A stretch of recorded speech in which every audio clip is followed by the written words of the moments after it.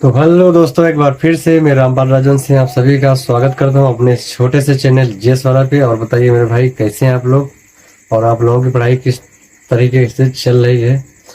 और थोड़ा आपको गैप देखने को मिला होगा क्योंकि मैं बराबर प्रॉपर वीडियो नहीं डाल पा रहा हूं आप लोगों के लिए, क्योंकि मेरा थोड़ा जो स्वास्थ्य है वो थोड़ा ख़राब है, फीवर आ रहा है। बाकी कोई नहीं, आज से बराबर जो है क्लास चलेंगी। फिलहाल मैंने आपसे पहले भी बताया था कि मतलब जो है आप अपनी प्रिपरेशन करते रहिए, मतलब जो है उसमें एक भी मिनट एक भी दिन का जो है गैप ना करिए, क्योंकि पेट के अलावा और भी वैकेंसियां हैं। ठीक है, अगर आप पेट के ही मतलब जो सिलेबस को क्लियर नहीं कर पाएंगे तो आगे मतलब जो है आपको दिक्कत होगी। और मैं उम्मीद करता हूँ कि मतलब जो है आप पहले से मतलब जो है प्रिपेयर हैं, पहले से बहुत वैकेंसी देख भी चुके हैं। ठीक है, अगर नहीं देखा है तो मैं तो भाई आपसे जैसे बोला हूँ, मैं मतलब जो है थोड़ा स्वास्थ्य था खराब, इसीलिए नहीं हो पाया बराबर क्लास प्रॉपर नहीं ले पाया हूँ मैं। लेकिन अब जो है बराबर क्लास लूंगा। ठीक है, अब बराबर क्लास लूंगा। ओके, ठीक है। तो जैसा कि मैंने बताया कि हमने इससे पहले जो है, ठीक है, दिल्ली सल्तनत का जो है निपटारा कर रहे थे। ठीक है, तो इससे पहले दो पार्ट, फर्स्ट पार्ट में हमने दिल्ली सल्तनत को पढ़ा था। ठीक है, और आज ही मतलब जो है दिल्ली सल्तनत का क्लास चलेगा।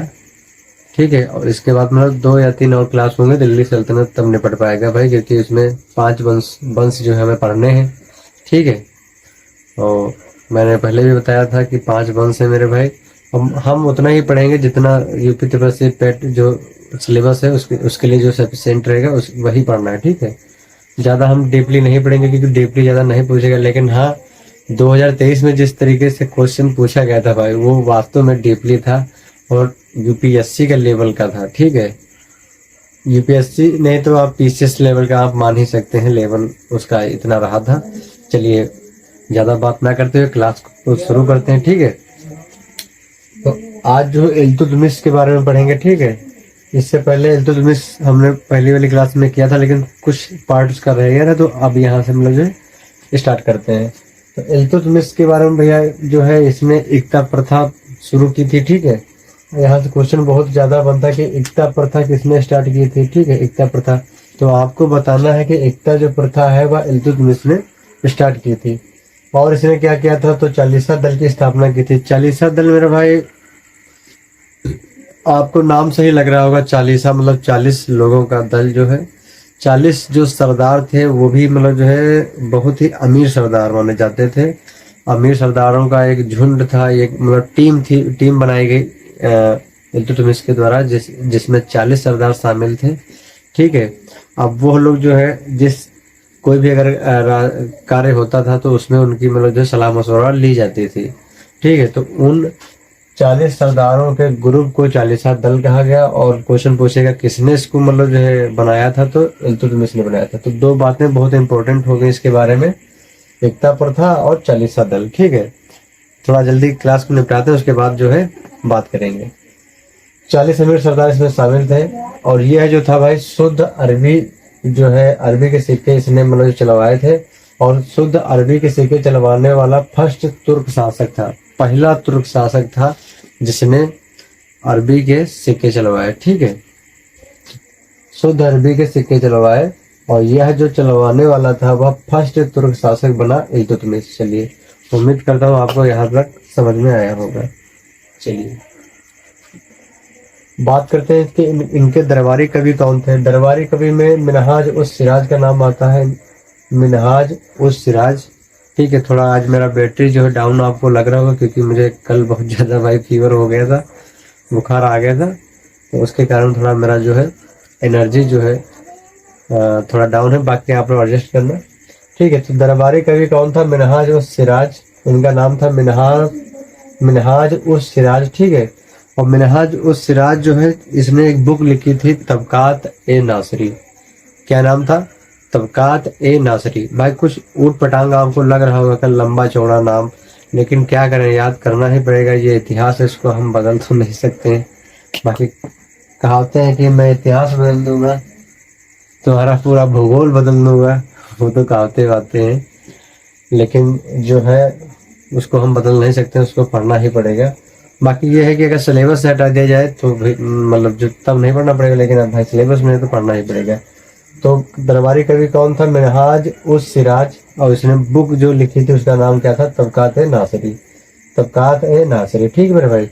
अब बात की जाए कि इसकी मृत्यु कब हुई थी, तो इल्तुतमिश की तो 1236 ईस्वी में इसकी मृत्यु हुई थी। ठीक है मेरे भाई, 1236 में इसकी मृत्यु हुई थी।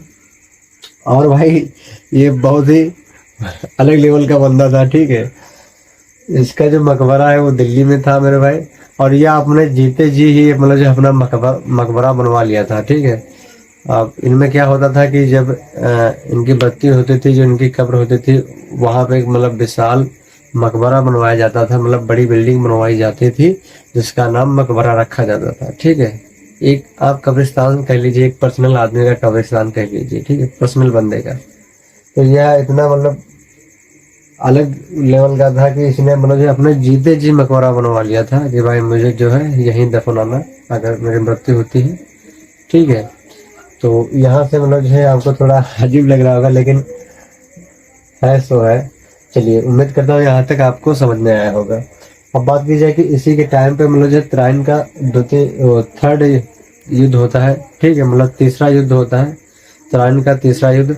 और त्राइन का फर्स्ट और त्राइन का सेकंड युद्ध हम करा भी चुके हैं, और आप लोग कमेंट बॉक्स में बताना। ठीक है, मैं थोड़ा याद दिलाता चलूँ कि 1911 को मतलब जो है 1911, 1912 या 1991 या 1992, आप लोग कमेंट बॉक्स में बताना क्लियर करके। ठीक है, और किन किन के बीच में होता, किसकी किसकी जीत हुई थी और किसकी किसकी हार हुई थी, आप लोग कमेंट बॉक्स में बताना। ठीक है, त्राइन का फर्स्ट, त्राइन का सेकंड, थोड़ा बहुत आप कमेंट में मतलब जो है सर्च बाजी करेंगे। ठीक है, तो उससे ये क्लियर होता है मतलब जो है अगर हम कहीं कोई क्वेश्चन है, अगर उसको हम सर्च मारते हैं तो वो मतलब जो है जहन में काफी दिनों तक बना रहता है कि भाई मैंने ये क्वेश्चन सर्च मारा था। ठीक है, तो इसका आंसर ये है। ठीक है, तो आप लोग कमेंट बॉक्स में बताना कि फर्स्ट त्राइन युद्ध और सेकंड त्राइन युद्ध। अब मैं थर्ड की बात कर रहा हूँ, तो इल्तुतमिश और यल्दोज एक था भाई, यल्दोज, इन दोनों के बीच में ये युद्ध होता है, त्राइन का थर्ड युद्ध। ठीक है, इसमें इल्तुतमिश की जीत हो जाती है, यल्दोज इसमें हार जाता है। अब इसके जो टाइम पीरियड की और एक बात है कि इसने जीतल एवं टंका जो नाम की मतलब जो है सिक्के चलवाए थे। जीतल एवं टंका, चीतल मत पढ़ना, जीतल एवं टंका बहुत ही क्वेश्चन बनता है भाई। मैं नोट कर दो, यहाँ पे आपको नोट लगा दो। ठीक है भाई, जीतल एवं टंका। ठीक है, तो पूछता है कि जीतल किस चीज से बना था? तो तांबा का बना था।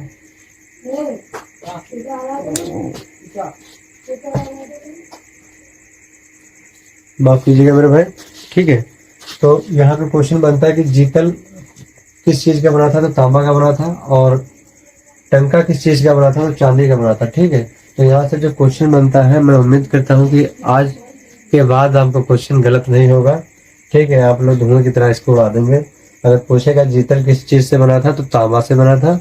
और टंका किस चीज से बना था? तो चांदी से बना था। जीतल और टंका जो है ये एक प्रकार की मुद्राएं थी, रुपया था उस समय का। ठीक है मेरे भैया। चलिए, अब बात की जाए कि जो इसको मकबरा शैली का जनक कहा जाता है, या पितामह कहा जाता है, या पिता कहा जाता है। ठीक है, जनक या पिता या पितामह।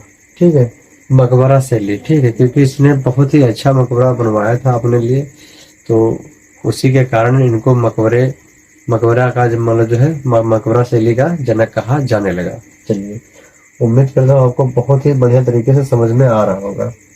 अब बात की जाए इनके बाद जो है कौन गद्दी पे बैठता है इल्तुतमिश के बाद, तो बेटे महमूद की याद में मतलब जो है थोड़ा और देखते हैं। बेटे महमूद की याद में सुल्तान गढ़ी का मतलब जो है किला या मकबरा इसने बनवाया था। ठीक है, और बहुत ही जो फेमस बात है इनके काल की, बहुत ही फेमस बात है जो इनके शासन काल की, कुतुब मीनार की मतलब कुतुब मीनार का निर्माण करवाया। ठीक है, कुतुब मीनार का निर्माण करवाया, और सैनिकों को मतलब जो है सैनिकों को नगद वेतन देने का मतलब जो है कार्य इसी ने शुरू किया। क्वेश्चन पूछेगा आपसे एग्जामिनर कि सैनिकों को नगद वेतन देने का कार्य किसने शुरू किया, तो आप क्या बताएंगे? इल्तुतमिश। ठीक है, और कुतुब मीनार जो है, कुतुब मीनार जो है पूरा इसने करवाया। आप लोग बताएंगे कि कुतुब मीनार की नींव किसने रखी थी? हमने इससे पहले के पार्ट में पढ़ा था, तो आप लोग बताएंगे कि कुतुब मीनार की नींव किसने रखी थी। ठीक है, चलिए, वैसे 2-3 लोगों ने मिलकर बनवाया है, ठीक है। आप किसी एक व्यक्ति को नहीं बोल सकते हैं किसी ने बनवाया, लेकिन पार्टों में बना है। किसी ने नींव रखी, फिर किसी ने मतलब आगे का कार्य किया, फिर किसी ने मतलब जो है 2 मंजिला उसमें कार्य करवा दिया, 4 मंजिला कार्य करवा दिया, तो ऐसे करके मतलब जो है पूरा हुआ। तो आप लोग बताएंगे कि मतलब जो है इसका जो नींव पड़ा था, मतलब नींव पड़ा था जिसने शुरुआत की थी इसका, मतलब जो है वो उसका नाम क्या था, ठीक है। चलिए आगे बढ़ते हैं। अब इसके बाद जो है गद्दी पे बैठता है रुकमुद्दीन फिरोज, रुकमुद्दीन फिरोज, ठीक है। मैं थोड़ा इसको गाढ़ा कर दूं मेरे भाई। रुकमुद्दीन, रुकमुद्दीन फिरोज, ठीक है। यह 1236 में मतलब जो बनाया जाता है और ये ज्यादा दिन तक कार्य नहीं करता है, ठीक है। उसके बाद जो है रजिया बेगम या रजिया सुल्तान आप कह सकते हैं, ठीक है, जो इल्तुतमिश की बेटी थी रजिया, रजिया सुल्तान, उसको गद्दी पे बैठाया जाता है। और मतलब ये है रुकमुद्दीन, जो है रुकमुद्दीन फिरोज, यह ज्यादा काम का बंदा नहीं है, ठीक है। इसके बारे में अगर आप डिटेल से पढ़ेंगे तो बहुत ही मतलब जो है मतलब आप कह सकते हैं कि ये मतलब कभी कदार ऐसा होता था कि मतलब ये बिना वस्त्रों से दरबार में भागता था और लड़कों और स्त्रियों के साथ रहना ज्यादा पसंद करता था, ठीक है। बाकी छोड़िए, हमारे तुम्हारे काम की वो बात नहीं है, जो काम की बात है वो हम तुम पढ़ते हैं, ठीक है। तो ये जो फिरोज रुकमुद्दीन फिरोज है जो मेरे भाई, इसके बाद जो है रजिया जो होती है, रजिया इल्तुतमिश की बेटी, या 40 तुर्क जो होते हैं उनके सामने अपना प्रस्ताव रखती है कि मतलब जो है हमको मतलब जो राजा बनाया जाए, ठीक है। इसके बाद तो मेरा ही हक बनता है रुकमुद्दीन के बाद, ठीक है। तो वह मतलब जो है नहीं हो पाता, तो जो जनता होती है उसके आगे गुहार लगाती है, उसके आगे अपनी बात रखती है जनता के आगे। तो वह कहती कि मतलब जो है मैं लायक हूँ उसके और मैं बन सकती हूँ, आप लोग अगर सपोर्ट करते हैं मुझे तो मैं मतलब जो है गद्दी पे बैठ सकती हूँ। तो जनता के मतलब जो है कारण मतलब जो है यह बनाई जाती है रजिया बेगम। 1236 से लेके 1240 तक इसका शासन काल रहता है रजिया सुल्तान का, रजिया बेगम का। और रजिया सुल्तान जो है मेरे भाई, यह पहली शासिका होती है, मुस्लिम शासिका, दिल्ली सल्तनत की पहली मुस्लिम शासिका होती है जो मतलब जो है राजकाज के पार्ट में आती है, ठीक। तो क्वेश्चन पूछेगा कि मतलब जो है दिल्ली सल्तनत की वह कौन महिला है जो मतलब जो है प्रथम शासिका बनी, ठीक है। तो आपको क्या बताना है, रजिया सुल्तान या रजिया बेगम, ठीक है। क्वेश्चन ये भी पूछ सकता है कि रजिया बेगम किसकी बेटी थी, तो आप क्या बताएंगे, इल्तुतमिश की। चलिए उम्मीद करता हूँ आपको समझ में आ रहा होगा। चलिए आगे बढ़ते हैं। बात की जाए प्रदा प्रथा, जो प्रदा प्रथा थी, क्योंकि ये मतलब जो है अपना पूरा चेहरा और पूरा शरीर ढक के रखती थी पर्दा में, ठीक है। अभी आप देखे होंगे बुर्का, ठीक है, उसी प्रकार का मतलब कपड़ा होता था। तो उसको यह त्याग कर देते हैं और कुबा या कबा, जिसको कोट कहते हैं मेरे भाई, कुबा या कबा, जिसको कोट कहते हैं, लंबा सा कोट, ठीक है, ऊपर से लेकर नीचे तक रजाओं की तरह पूरा। और कुल्हा नाम, कुल्हा जो है टोपी को कहते हैं भाई, कुल्हा टोपी लगाकर जो है यह दरबार में मतलब जो है आने लगी, ठीक है, दरबार में पेश होने लगी। अब यह मतलब जो है राजा बन चुकी है, ठीक है।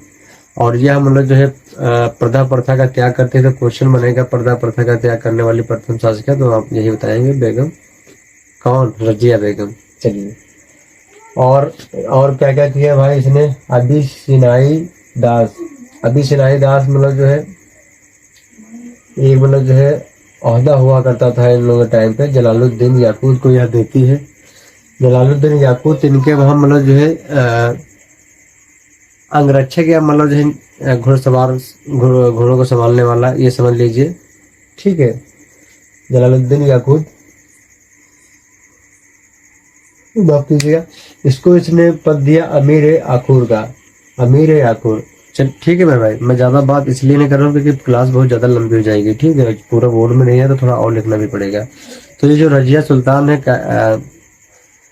कहते हैं कि जो जलालुद्दीन याकूत था, या मतलब जो इसका प्रेमी था, और रजिया सुल्तान भी इससे जलालुद्दीन याकूत से प्रेम करती थी, ठीक है। इसी कारण इसे अमीर एक आखुर का मतलब पद भी देती है या। लेकिन अल्तुनिया नाम का एक व्यक्ति होता है, वह विद्रोह छेड़ देता है, क्योंकि वह रजिया के बाद जो है, वह कहता है कि रजिया ये जो था रुकमुद्दीन फिरोज, इसके बाद जो है राजा बनने का मेरा हक है और मेरे में बहुत सारे गुण हैं, ठीक है, तो मुझे क्यों नहीं बनाया गया। तो वह यह विद्रोह छेड़ देता है अल्तुनिया, और इस विद्रोह को मतलब जो है दबाने के लिए जो ये रजिया होती है अच्छा गेम खेल जाती है और कहती है भाई अब तो बड़ा गड़बड़ हो जाएगा और इसके पास सेना भी बहुत है, यह तहस नहस कर देगा। तो यह कॉम्प्रोमाइज कर लेती है और अल्तुनिया से बोलती है, शादी का ऑफर रखती है, ठीक है, और अल्तुनिया को मतलब जो है अल्तुनिया से शादी कर लेती है, ठीक है। अब अल्तुनिया से जब शादी हो जाती है तो विद्रोह अपने आप ही टल जाता है मेरे भाई, समझ सकते हैं आप लोग, ठीक है। तो ये जो रजिया होती है यह अल्तुनिया से शादी या विवाह निकाह आप कुछ भी कह सकते हैं कर लेती है, ठीक है। तो जो विद्रोह होने वाला होता है वह रुक जाता है। अब अल्तुनिया कौन था? अल्तुनिया तमर हिंद का इक्तादार था, ठीक है, तमर हिंद का इक्तादार था मेरे भाई, तमर हिंद का इक्तादार था, ठीक है। और तमर हिंद कहाँ पड़ता है? अगर प्रेजेंट टाइम में देखेंगे तो भटिंडा, भटिंडा में पड़ता है मेरे भाई, ठीक है, भटिंडा पंजाब, ठीक है, भटिंडा पंजाब जो है वहां पड़ता है यह तमर हिंद, ठीक है। तो वहां का यह इक्तादार था अल्तुनिया। अल्तुनिया विद्रोह छेड़ देता है राजा बनने के लिए और रजिया इसको पलट देती है और विवाह के झांसे में ले लेती है, विवाह कर लेती है। और ये जो हमारे क्या बोलते हैं याकूत, जलालुद्दीन याकूत जो होते हैं, याकूत ये बेचारे ऐसे ही रह जाते हैं, ठीक है। चलिए अब बात की जाए कि मृत्यु जो है, मृत्यु कहाँ होती है इसकी, रजिया की मृत्यु कहाँ होती है? तो कैथल, कैथल जो है प्रेजेंट टाइम की बात करेंगे तो हरियाणा में पड़ता है, हरियाणा में पड़ता है मेरे भाई। वहां पे इनकी जो है रजिया की मृत्यु हो जाती है। एक मतलब जो है युद्ध होता है, उस वह युद्ध जो है यह करके वापस आ रही होती है, तो कैथल नामक जगह पर जो है इसकी मृत्यु हो जाती है। अब बात करेंगे गयासुद्दीन बलबन, ठीक है। आप बलबन ज्यादातर नाम सुने होंगे लेकिन पूरा नाम है गयासुद्दीन बलबन, ठीक है ना भाई। तो अब बलबन की बात करते हैं, बलबन को थोड़ा पढ़ लेते हैं। इनका पूरा नाम अगर बात करेंगे तो बहाउद्दीन होता है, बहाउद्दीन, यहाँ से थोड़ा याद करना। बलबन का पुराना नाम बहाउद्दीन। अगर बात की जाए कि इसने उपाधियां क्या क्या धारण की थी, ठीक है, तो उपाधि इसने धारण की उलून खां की, उलून खां, ठीक है। और उलून खां की उपाधि जो है बलबन को किसने दिया था, ये भी क्वेश्चन पूछा था, तो नासिरुद्दीन द्वारा, ठीक है, नासिरुद्दीन द्वारा जो है इससे उलून खां की उपाधि दी जाती है। तो क्वेश्चन बनेगा कि उलून खां की उपाधि किसके द्वारा बलबन को दी जाती है? तो नासिरुद्दीन के द्वारा, नासिरुद्दीन के द्वारा, ठीक है। उम्मीद करता हूँ आप लोग समझ रहे होंगे। अब भाई थोड़ा लेंदी है लेकिन पढ़ना पड़ेगा, मुझे भी मतलब जो है हिस्ट्री जो है थोड़ा ऊब लगता है, लेकिन क्या करें, अब भाई सिलेबस में है तो किसी तरीके से पढ़ना पड़ेगा। आप टिक लगा भी सकते हैं, आप नोट्स भी बना सकते हैं, अगर आप चाहें तो आप आराम से यहाँ से नोट्स बना सकते हैं, ठीक है। अगर स्क्रीनशॉट लेना चाहते हैं तो मैं साइड में हो जाऊंगा, एक बार में अपना स्क्रीनशॉट लेना है पूरा बोर्ड का, ठीक है मेरे भैया। चलिए अब ये जो गयासुद्दीन बलबन होता है, जो पहले हमने पढ़ा कि इल्तुतमिश ने 40 सरदारों का जो है एक दल बनाया था, जिसे 40 दल कहा जाता है, उसमें यह शामिल था। जो गयासुद्दीन बलबन था जो, या उन 40 राजा मतलब जो है सरदारों में शामिल था। तो इसने दिमाग लगाया कि भाई बहुत ही पावर है 40 सरदारों में, ठीक है, तो क्या किया जाए, पहले यह जो दल है या जो पार्टी, इसे ही समाप्त किया जाए। तो सबसे पहले इसने यही काम किया, 40 दल को समाप्त कर दिया कि मेरे बारे में कोई कुछ ना बोल पाए। जब वो पद ही नहीं रहेगा, वो दल ही पार्टी नहीं रहेगी, तो मेरे में कोई हाथ या उंगली नहीं उठा सकता है। तो इसने क्या किया, 40 दल का मतलब जो है पहले खात्मा किया। अगर प्रथा की बात करेंगे तो इसने 3 जो प्रथा है बहुत प्रचलित उसने चलाई, ठीक है, सिजदा नाम की, और पाबोस और नौरोज, सिजदा पाबोस और नौरोज, ठीक मेरे भाई। सिजदा क्या है? सिजदा जो है झुककर नमस्कार करना, ठीक है, झुककर नमस्ते या नमस्कार करना, उसे सिजदा कहते थे, सिजदा। पाबोस का मतलब होता है पैर चूमना। आप ऐसे लेट जाएंगे फिर उसके पैर चूमेंगे, यह एक प्रथा थी। और नहीं चूमेंगे तो बड़ा खतरनाक आदमी था भाई, ठीक है। और नवरोज जो है यह पारसियों का त्योहार होता है, पारसियों के लिए मतलब जो है यह स्टार्ट हो गया इसके द्वारा, ठीक है। तो आपसे क्वेश्चन पूछेगा कि बलबन के द्वारा जो 3 प्रथाएं चलाई गई वह कौन कौन सी थी, तो आप क्या बताएंगे? सिजदा, पाबोस, ठीक है, और नवरोज। सिजदा क्या है? मतलब जो है सिजदा झुक कर, मतलब है सीधा करना या नमस्कार नमस्ते जो कुछ है वो करना। पाबोस है कि लेट कर फिर पैर चूमना, ये पाबोस हो गया। और नौरोज जो है ये पारसियों का मेरे भाई, पारसियों का त्योहार होता है, ठीक है।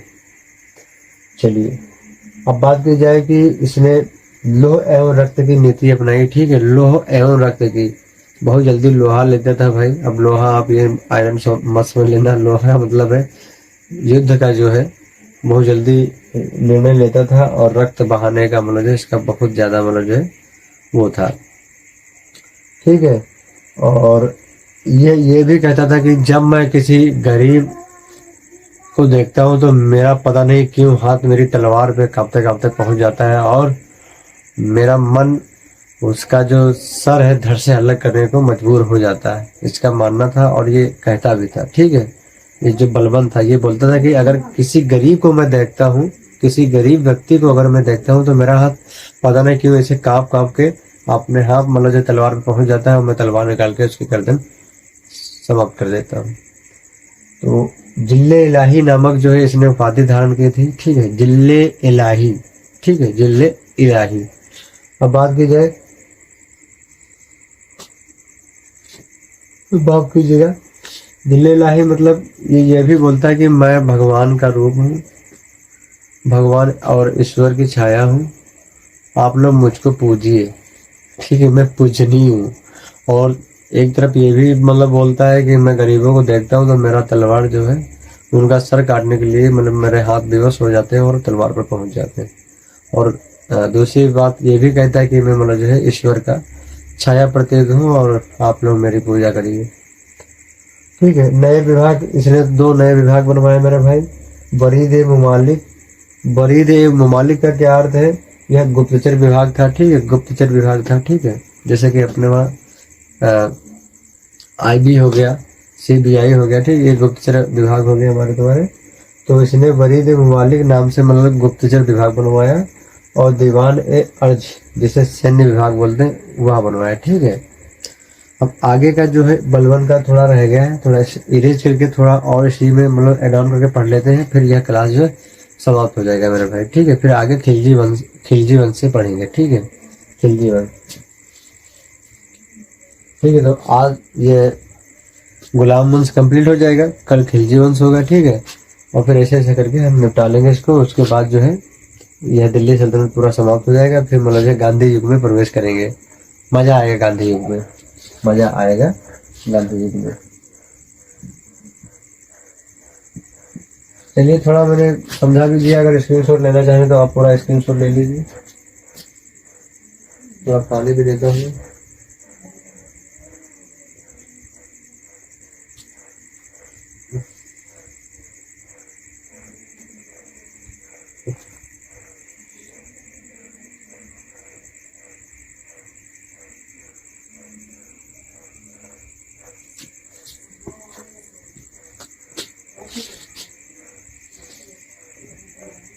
चलिए लिखते रहिए, नोट डाउन कर लीजिए, नोट डाउन कर लीजिए। अगर स्क्रीनशॉट लेना चाह रहे हैं तो आप लोग स्क्रीनशॉट ले लीजिए। चलिए उम्मीद करता हूँ आपने जो कुछ करना हुआ होगा आप लोग कर चुके होंगे। अब आगे बढ़ते हैं, थोड़ा एक साइड का ही मतलब जो साफ करिए लेता हूँ, एक साइड में आ जाएगा।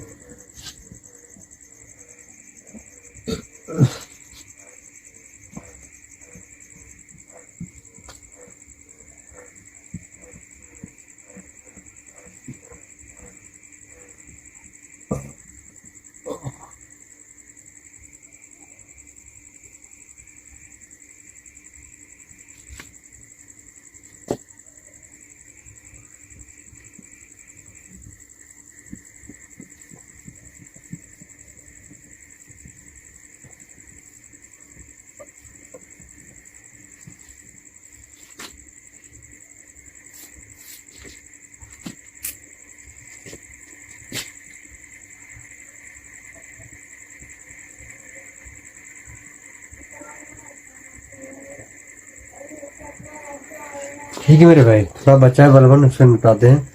बलबन जो था मेरे भाई, इसमें जो है नगद वेतन का प्लान बनाया। ठीक है, नगद वेतन देने का प्लान बनाया। तो क्वेश्चन पूछेगा नगद वेतन किसको देता था यार। ठीक है, तो सिर्फ और सिर्फ जो है यह नगद वेतन जो इसने दो दो मतलब जो है विभाग बनाए थे, एक गुप्तचर और एक सैन्य। ठीक है, तो जो गुप्तचर थे मेरे भाई, गुप्तचर विभाग जो खुफिया एजेंसी हम बोलते हैं, खुफिया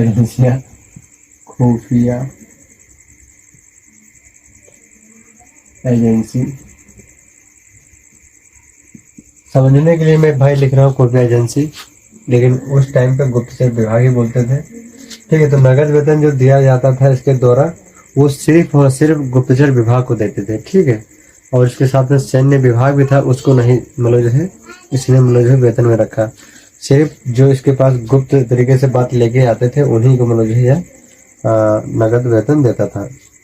मृत्यु की बात करते हैं भाई, इसकी मृत्यु की बात करते हैं। अगर मृत्यु की बात करते हैं मेरे भाई, मृत्यु की तो 1286 में इनकी जो है मृत्यु हो जाती है। कब होती है मेरे भाई, क्वेश्चन पूछेगा तो क्या बताना है आपको, 1286 में पूछेगा नगद वेतन किसको देता था, तो सिर्फ और सिर्फ गुप्तचर विभाग को देता था। ठीक है, चलिए थोड़ा और इसमें देख लेते हैं इसके शासनकाल में मतलब जो है और क्या क्या हुआ।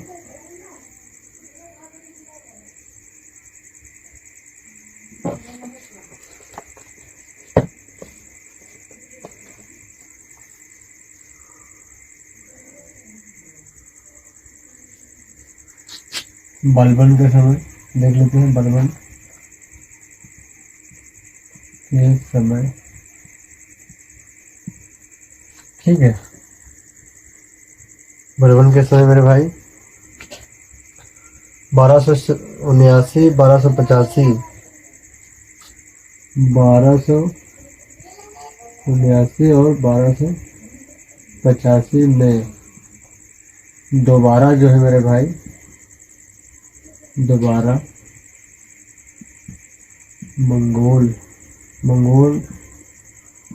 मंगोलों का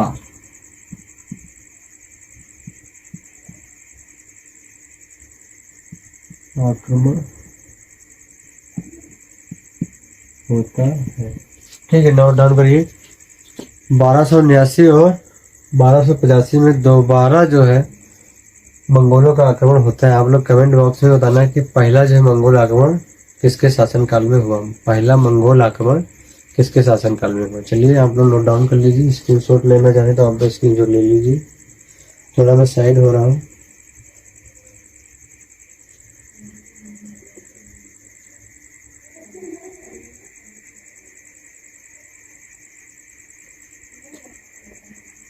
चलिए, अब इसके बाद जो है इनका पोता आता है केकुवात। इसका क्या नाम भाई, केकुवात। यह कौन है, इनका पोता है, बलबन का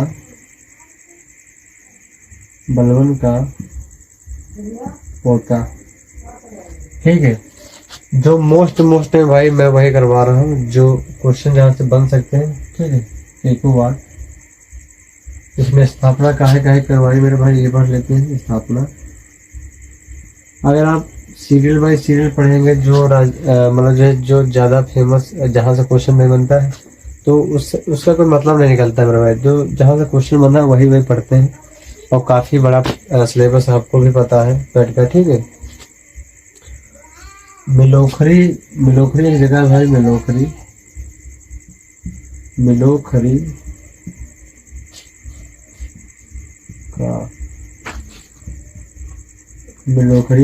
का किला। ठीक है, मिलोखरी के किले का जो है इसने निर्माण करवाया किसने, केकुवात ने। केकुवात कौन है, यह बलबन का पोता है। ठीक है, बलबन का पोता है। अब इसके बाद जो है केमूर्स होता है,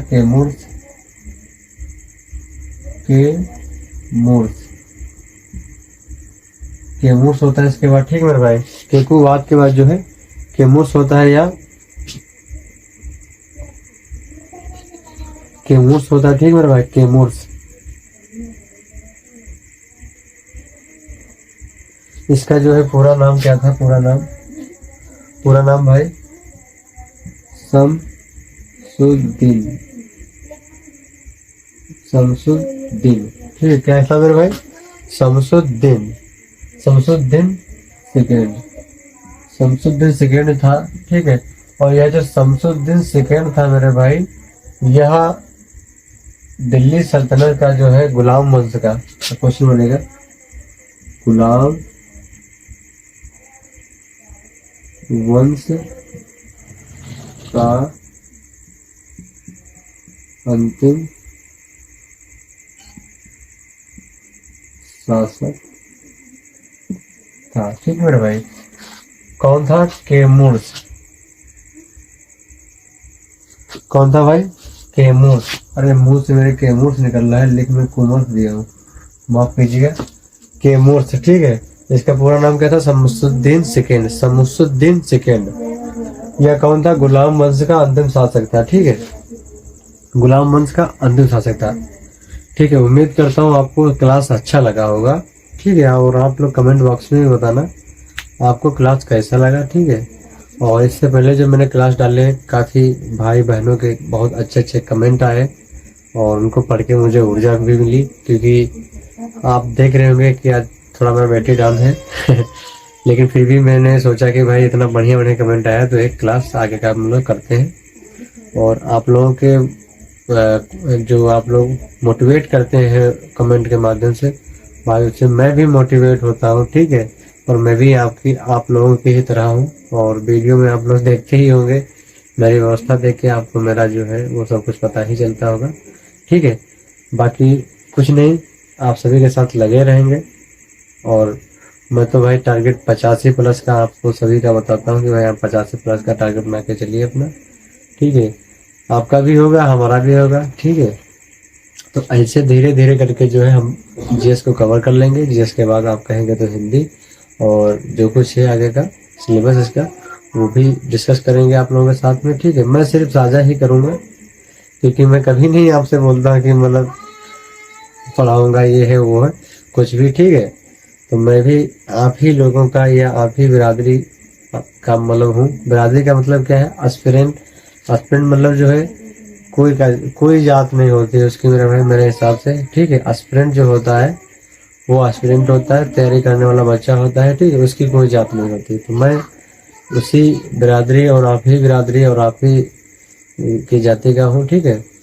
तो मेरी वाइट बोर्ड पे जो मेहनत है, या आपको लगता है मैंने कुछ मेहनत की, या मैं कुछ मतलब जो है 0 से 0% आपको समझा पाया, ठीक है। तो आप लोग वीडियो के लास्ट में जो है वीडियो के कमेंट बॉक्स में थोड़ा प्यारा कमेंट छोड़ना, ठीक है। और कल जो है मैं बताता चलूँ, कल का जो है टॉपिक खिलजी वंश रहेगा मेरे भाई, ठीक है।